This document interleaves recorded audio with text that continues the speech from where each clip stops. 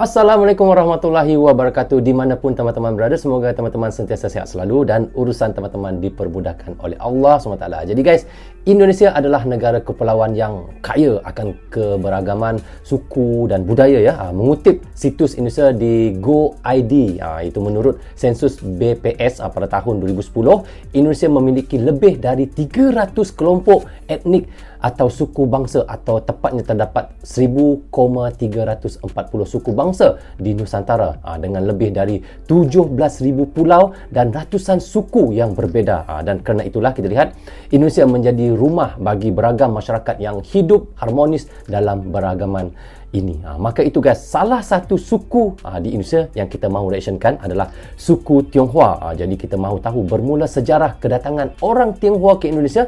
Jadi bagaimana beritanya? Tapi sebelum itu saya mohon kepada teman-teman, jangan lupa subscribe untuk channel iaitu ML Studio dan klik tombol loceng sekali tanda dukungan teman-teman kepada channel dia. Dan di hujung videonya seperti biasa guys, saya akan memberi sedikit komentar. Tanpa basa-basi, ayo kita sama-sama simak video ni. Mari. Rozul Channel. Kau tahu tak yang di negara Ya. Indonesia ada etnik Cina? Orang Chinese Cina, lah. ya. Orang Indonesia ni nama sama semua kan. So ada ke bangsa lain? Tetapi di Indonesia mereka tak panggil orang Cina tu sebagai bangsa Cina ataupun etnik Cina. Okey. Mereka memanggil orang Cina itu sebagai etnik ataupun orang Tionghoa.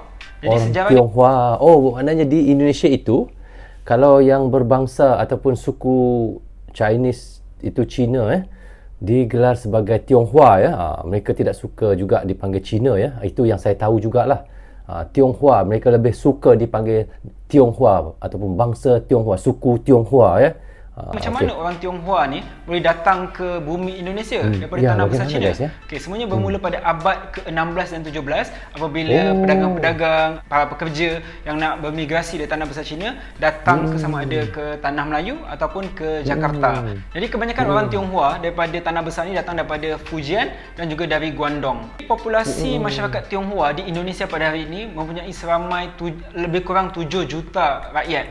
Jadi 7 juta rakyat ini adalah masyarakat Tionghoa yang kini sudah menjadi warga negara Indonesia, dan mereka banyak menetap di Jakarta dan juga di Bandar Medan dan juga di bahagian Kalimantan. Untuk kita menjawab macam mana nama-nama Indonesia ni boleh ada kepada etnik Cina, kepada etnik Tionghoa, apabila pada tahun 1955 apabila kerajaan China dan juga kerajaan Indonesia yang dipimpin oleh General Suharto telah pun membuat satu treaty, membuat satu perjanjian yang bernama Dual Nationality Treaty, iaitu perjanjian dua kerakyatan yang telah pun ditandatangani oleh kerajaan China dan juga kerajaan Indonesia. Kerana apa perjanjian ini perlu dibuat oleh kedua-dua negara berkenaan? Sebab di peringkat negara China, mereka mengiktiraf kerakyatan itu melalui prinsip undang-undang bernama jus sanguinis.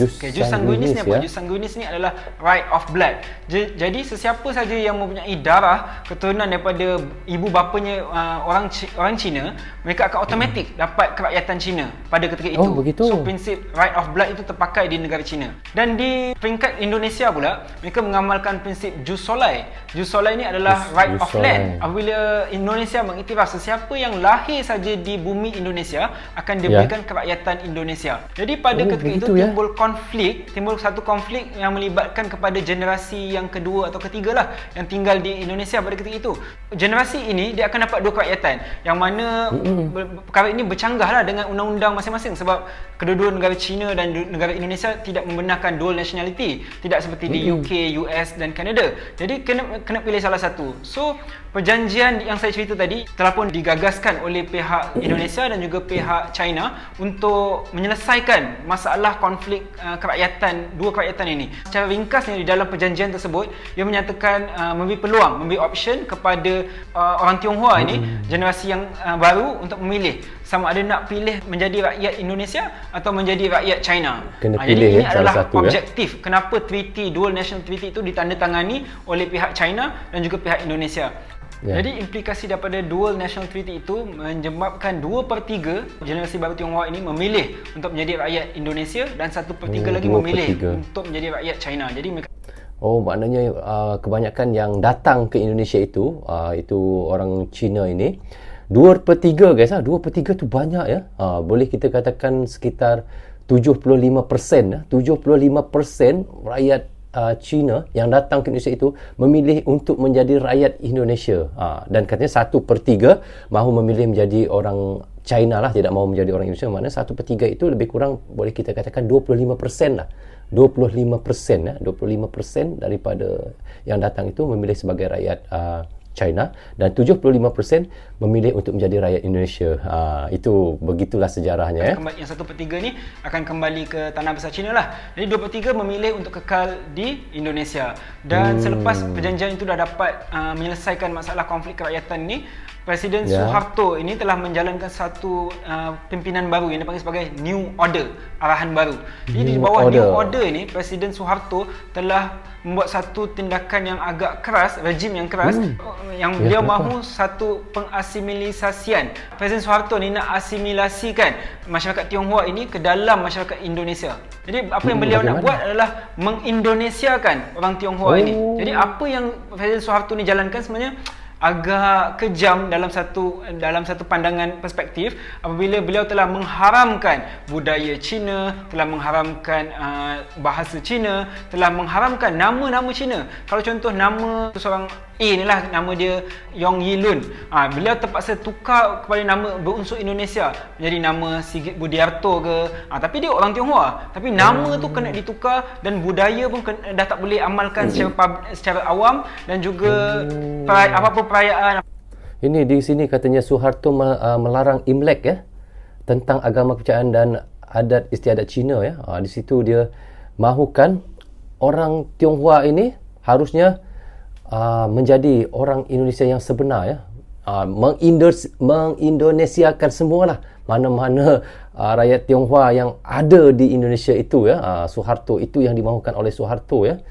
Festival tidak boleh diraikan, sehingga ke bahasa ibunda mereka pun tak boleh diguna pakai. Kesannya maknanya perayaan tahun baru Cina itu tidak boleh. Itu lepas tu berbahasa Cina pun tidak boleh, harus berbahasa Indonesia guys ya. Itu yang kita dengar sekarang ini. Orang Indonesia, orang Tionghoa, kalau yang aslinya datang, aslinya Cina, maksudnya orang Tionghoa daripada Indonesia ini, mereka akan, kalau kita dengar, kalau kita tidak pandang wajahnya, kita ingat itu orang, memang benar-benar orang Indonesia. Tapi dia lihat, wah Tionghoa, tapi dia punya bahasa Indonesia itu sangat lancar, sangat fasih. Lepas tu bahasa Indonesia itu sangat mirip sama dengan orang Indonesia sendiri ya. Itu yang sangat luar biasanya guys. Bagaimana Suharto mahukan orang Tionghoa itu di-Indonesiakan semua. Luar biasa. Itu yang sampai sekarang tu ya. Sehingga ke hari ini, orang Tionghoa yang berbangsa Tionghoa, kita ulang sikit. Apa-apa perayaan, apa festival tidak boleh diraikan, sehingga ke bahasa ibunda mereka pun tak boleh diguna pakai. Kesannya sehingga ke hari ini, orang Tionghoa yang berbangsa Tionghoa akan bercakap bahasa utama mereka adalah bahasa Indonesia, sehingga dia tak boleh nak bercakap bahasa Mandarin pun, bahasa Hokkien mereka tak boleh sebut, sebab memang mereka dah diasimilasikan oleh bawah pimpinan Presiden Suharto yang saya bincang sebentar tadi. Lagi satu, apa yang New Order yang nak dibuat oleh Presiden Suharto ni, Presiden Suharto ni beliau tahu orang Tionghoa di negara Indonesia mempunyai keupayaan ataupun ability untuk menjalankan perniagaan. Jadi beliau tak sekat, beliau galakkan orang Tionghoa ni untuk berniaga, untuk berdagang, tetapi orang Tionghoa tidak dibenarkan langsung untuk menyertai sistem politik di Indonesia. Jadi sistem politik di Indonesia hanya boleh disertai oleh masyarakat pribumi Indonesia sahaja. Tidak boleh masuk ke dalam politik Indonesia ya, orang Cina di sana ya. Tetapi cuma kita lihat sekarang ya, sekarang sudah berubah guys ya. Kalau dulu ya.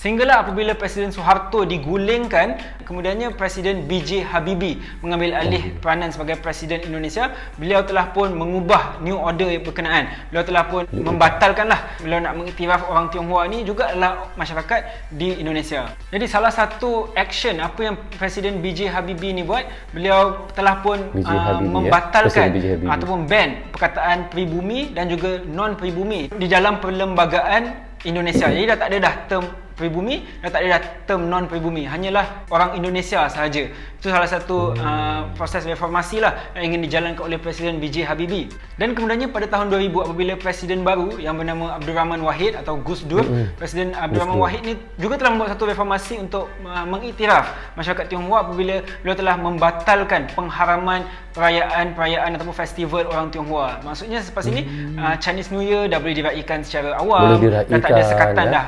Dan kemudiannya pada tahun 2002 apabila Presiden baru mengambil alih iaitu Megawati Soekarno Putri, beliau telah pun affirm dengan apa yang B.J. Habibie dan Presiden Abdul Rahman Wahid buat. Beliau telah pun mengisytiharkan sebagai Chinese New Year itu, sambutan tahun baru Cina, sebagai cuti umum. Dan di bawah Presiden Megawati Soekarno Putri juga beliau telah membenarkan orang Tionghoa untuk bergiat aktif dalam politik. Apa saja boleh melakukan perniagaan, politik, tapi kini mereka boleh menyertai politik secara terang-terangan. Tak ada masalah nak lantik sebagai menteri ataupun sebagai bawah sistem pentadbiran kerajaan dan sebagainya.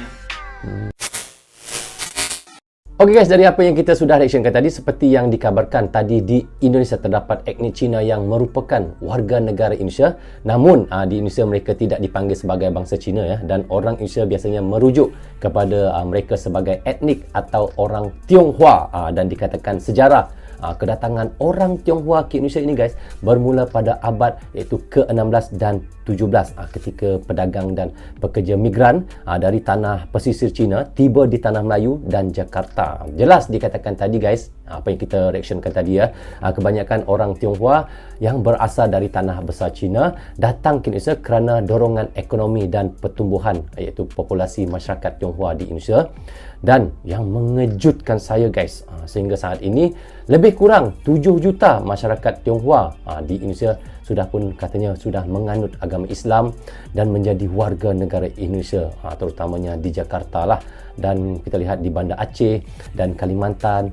Dan berita mengembirakan buat warga Tionghoa apabila mereka sudah tinggal di Indonesia puluhan tahun, yang mana pada tahun 2002 Presiden Megawati Soekarno Putri menjadikan perayaan Tahun Baru Cina sebagai hari libur nasional dan memungkinkan masyarakat Tionghoa untuk iaitu berpartisipasi secara aktif dalam politik Indonesia. Mereka dapat menduduki posisi politik tinggi dan mengambil bahagian dalam pemerintahan. Dan dikatakan juga katanya reformasi ini mencerminkan perubahan positif dalam hubungan antara masyarakat Tionghoa dan Indonesia guys. Jadi guys, begitulah bagaimana sejarah katanya datangnya Cina ataupun bangsa Cina ini ke Indonesia, dan sekarang ini sudah pun dipanggil ataupun suku Tionghoa. Dan Alhamdulillah dari mereaction video ini guys, saya dapat belajarlah tentang asal-usul warga Tionghoa yang ada di Indonesia sekarang ini. Jadi guys, bagaimana pandangan kalian? Teman-teman bisa komen di bawah komentar juga. Jadi rasanya sampai di sini saja untuk reaction kita kali ini. Apapun saya ucapkan terima kasih kepada anda yang sentiasa mendukung Brozu Channel daripada dulu sehingga sekarang. Dan bagi teman-teman yang baru saja hadir, jangan lupa klik butang subscribe dan klik tombol loceng, tanda dukungan teman-teman kepada Brozu Channel. Yang baik semuanya datang daripada Allah SWT, yang salah dan silap datangnya daripada saya sendiri. Assalamualaikum, goodbye, bye-bye.